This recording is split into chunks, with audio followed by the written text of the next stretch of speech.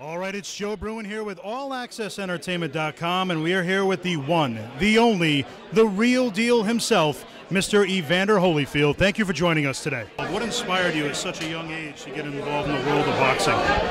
Well, what started me, I actually really just want to hit the speed bat.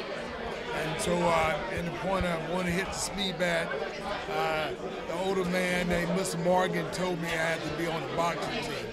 So I asked him, could I be on the boxing team? He told me no. So, about 3 or 4 days, he kept saying no.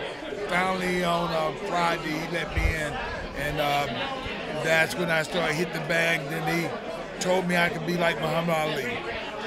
That's fantastic. And obviously, you're a history maker, obviously a 4-time heavyweight champion. You've done so much over the span of your career. Now, having so many different belts, did one particular occasion mean more to you than another? Well, not when it first started. The first thing was to get a belt. And the first belt I got was WBA, World Boxing Association.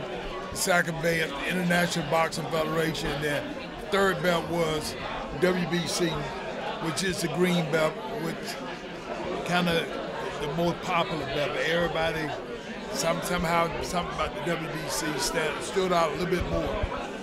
And you've had so many memorable bouts over the years. Did you have a favorite rival? Did you have a favorite opponent? Well, not really. But I'm talking about the fight with Riddick Bowe was the one that was more difficult out of all the people. I knew him a little bit more than I knew all the other fighters, and he gave me more trouble than the other fighters. And we're here today for the George J. Peters Basketball Court Development Program. It's for a great cause. We're here to raise money. Great crowd on hand coming out to, of course, see the champ and help the community. How did you get involved in this project? Well, pretty much.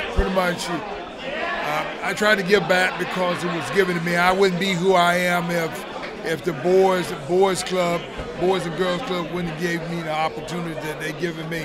So anytime that I can use my fame and the knowledge and understanding to help others, I choose to do so. And what advice do you have for an up-and-coming boxer, somebody just getting involved now?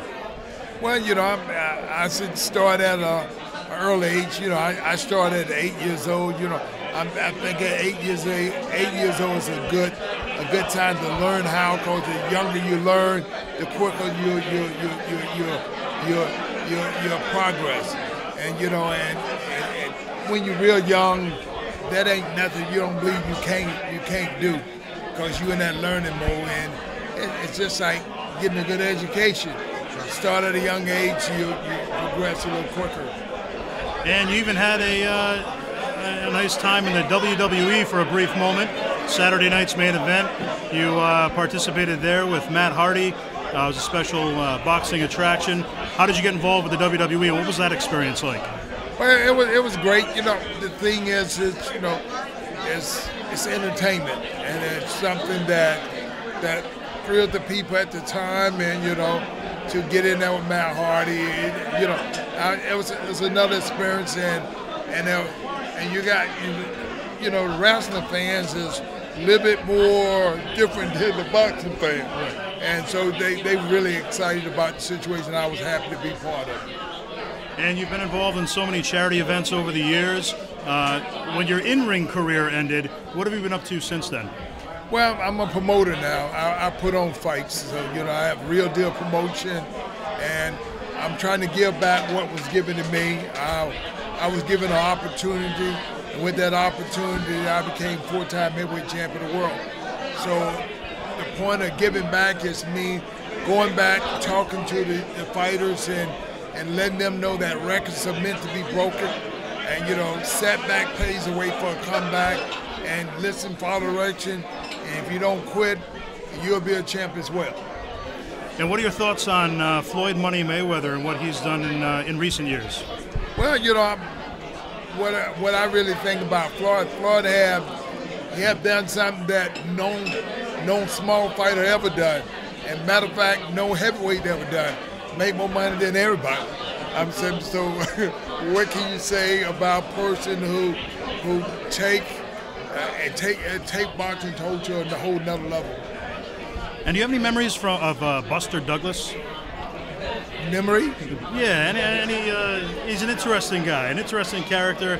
Any memories that stand out working with him? Or? Well, with Buster Douglas, he the first person who busted Bubba Tyson. I'm like,